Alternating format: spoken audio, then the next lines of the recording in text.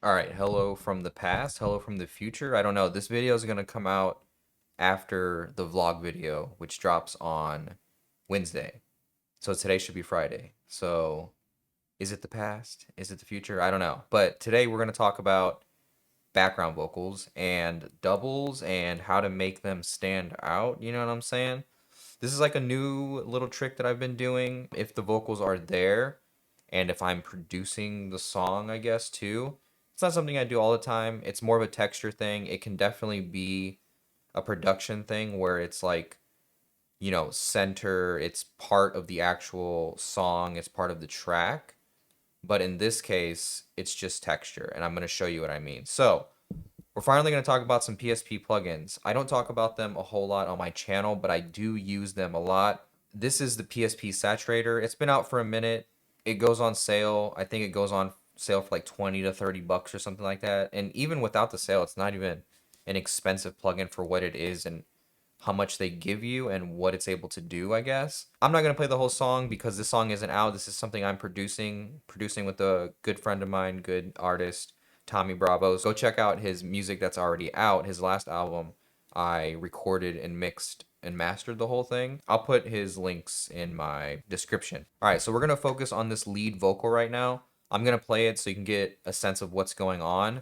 We're going to go through the lead vocal chain because I do copy and paste those plugins onto the doubles. I want there to be a consistency in vocal, tone, quality, obviously, and just making sure that it's processed the same because then that allows me to also process with the PSP Saturator the same as well. Half of you without you full of thirst. Whatever you want, baby, I'm averse. We're making love wherever it's a sugar rush. Whenever you want. Cool. All right, so you get the sense of it, what's going on. Basically, what's happening is we're going for more of an, I don't know, 80s, late 70s kind of. You can hear the micro shift, I guess is what I'm trying to say. So, it's kind of like in that world on purpose. The first thing we have is auto tune. Obviously, want it to be super clean and super pop for this track. The next one is going to be the Oxford de-esser. This is the first de-essing in my chain. I like to do two. Specifically this, he is very essy in this song particularly, so definitely want to use two de-essers in this case. Nothing wrong with that. I'm going to go in and hand de-ess everything as well. Obviously you can see I'm still mixing it. And then we have the Kirchhoff EQ. Talked about this track a lot on my, or talked about this plugin a lot on my channel. So yeah, another good one. Just some multiband, and that's pretty much it. No, it's no static EQ at all. Yeah, just all multiband EQ. And then after that, I'm using the Avalon 737. I talk about it a lot. Decided not to do SSL with this. Just wanted to switch it up. So yeah, just a little bit of compression, a little bit of preamp gain, some high pass that I think, yeah, I do have it on. And then just some EQ. EQ sounds great. If you use a real one, you already know what to expect. I mean, it's just super crispy, super clean EQ. And then I just crank the output just to kind of get the vocal back up to a good level. And then after that, we have an old-ish friend, 176. I was using it for a while when it first came out. Using it for this, just kind of came back to, instead of, like I said, kind of switching it up, not really using the SSL or the LA2A, in this case for vocals, so decided to do the 176. I like what you're able to do with it. You can just really push signal into this, and it doesn't really, just kind of holds the vocal. It doesn't really squish it, if that makes sense. And then after that is my second de-esser, which is just handling a more particular frequency range. You can see between 5 and 20. And then after that, we are using the micro shift, which is the actual, doubling. Half of you without you full of thirst. Whatever you want, baby, I'm averse. So super cool. I decided to use it last in my chain just because obviously microshift is going to be adding some pitching. If it's going to be adding lower notes, which it is in this case, or a lower octave in this case, naturally you're going to get a little bit more low end brought back into the signal because it's pitching the signal lower, or blending in a lower pitched signal. So obviously you're going to get some low signal, knowing that the way I'm going to EQ, compress, and DS is going to dictate how much of the microshift I can use.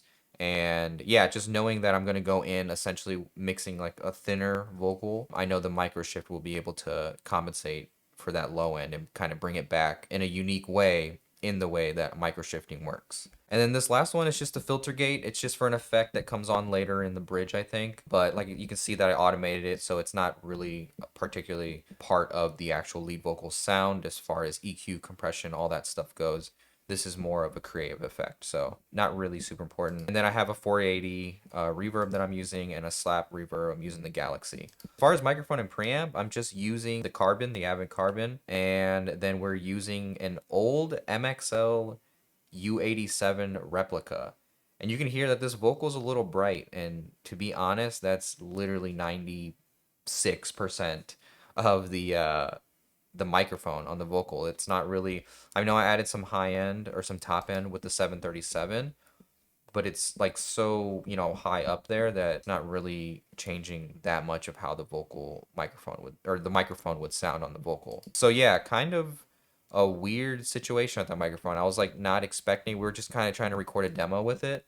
And I was like, this microphone actually sounds good. And then I found out that it's an old MXL. So this is before, they are where they're at now with, the type of microphones they make and how big their company has gotten. So, and then also I was using the Tube Tech to record on the way in. Because I have an Avid Carbon, I can record with plugins on the way in that are DSP capable as far as Avid goes, and the Tube Tech is one of those. So essentially, just like the UAD, I can record with it in real time.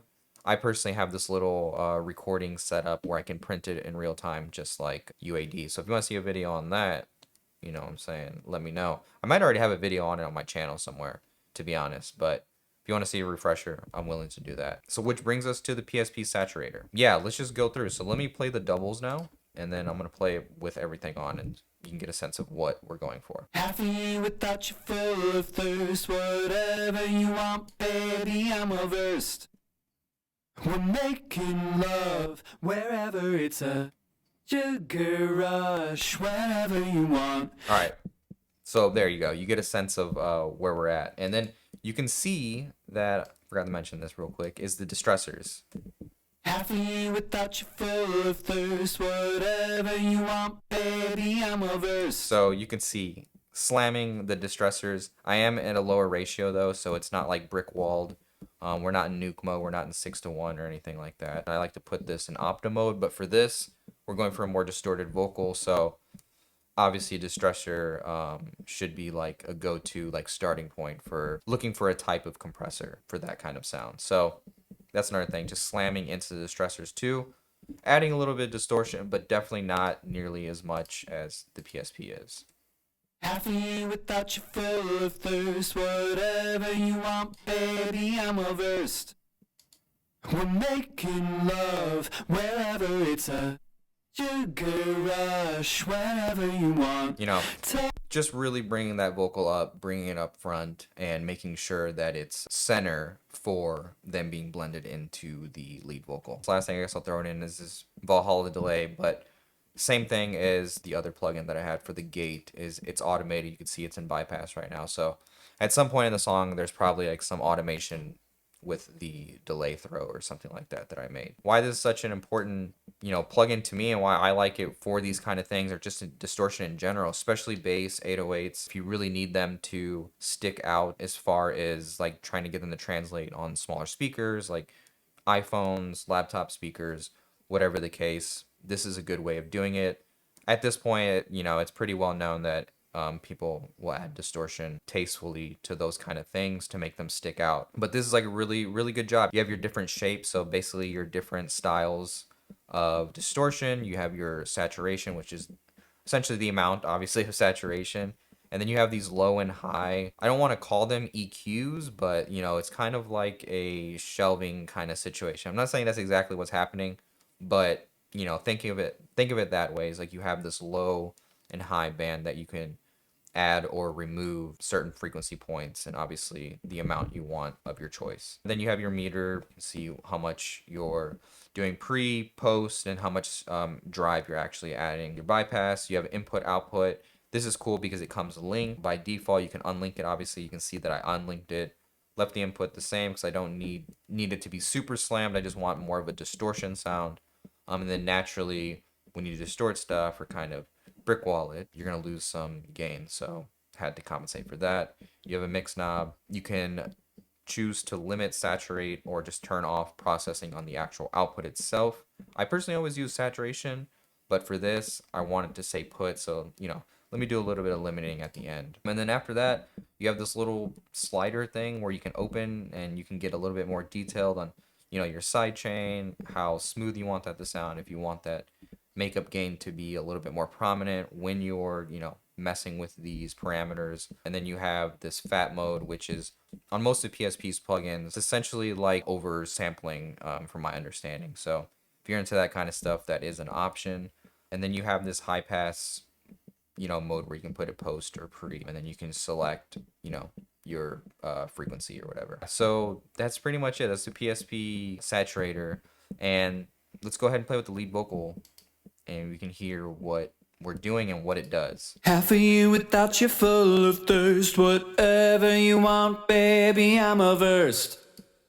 We're making love wherever it's a sugar rush. Whenever you want, total flood. Want a waterfall on you, baby. Give me all of you, baby, baby. So you can hear that gate kicking in at the end. But yeah, you can hear definitely thicker. Obviously, adding some cool texture. This is like a pretty dense part of the track, in the song, so it's not blended up too much. Because like I said, this is not really a prominent thing. It's more of a texture thing, especially if you have headphones on. It's one of those things where you're like, oh, I didn't hear it until I put in headphones, or I just never noticed it until I really heard the tail end of it or something like that, if that makes sense. And then you can see that I did some automation. I'm probably going to go through and automate it, maybe make it stand out in certain points of the song. Just depends on the emotion and, what's going on lyrically and stuff like that. And do we need to make certain parts stick out? So hopefully that makes sense. A little bit of rambling, but I just want to make sure that I put out enough detail on my mindset. And hopefully, I was explaining it clear enough on what's going on. But yeah, I'll probably chop this up, put it into a short. So if you don't want to watch this whole thing, go watch that short a million times. Otherwise, if you haven't checked out my other videos, I just put out a video on Safari Pedals plugin that I put out Monday. So go check that out. Follow me on Instagram, like, share, subscribe. I'm trying to get to 1,500 subscribers. We're at 1,300, almost 1,400, I think, or almost 1,300. I can't remember. But yeah, that's the next goal, try to get to 1,500, and then after that 2K, and I don't know, we'll just keep going. But I appreciate everybody that shows up. Make sure you're checking out my affiliate links. Like I keep saying, Safari Pedals, definitely probably my best affiliate right now. But I also have Sound ID, so if you want to use Sound ID, I want to make a video on Sound ID, but I just don't know how to implement that or how I can make that useful. Maybe it's just more of like talking about it and how I use it. But yeah, other than that, I have a Z Sounds link, so if you're looking for new equipment, I like working with them. I like buying. Only buy my stuff from them.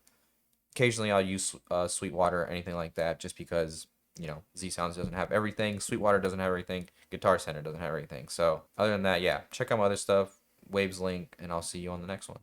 Peace.